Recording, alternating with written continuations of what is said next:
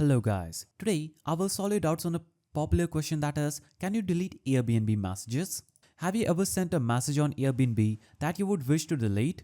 Well, here's the truth. You cannot delete Airbnb messages, but there are some things you can do instead. While you can't erase messages completely, you can archive conversations to remove them from your main box. Just click on the message and select archive option and it will be instantly hidden. Now, if you're looking to remove messages permanently, the only way to do it is by deleting your Airbnb account, but this means losing all your bookings and history.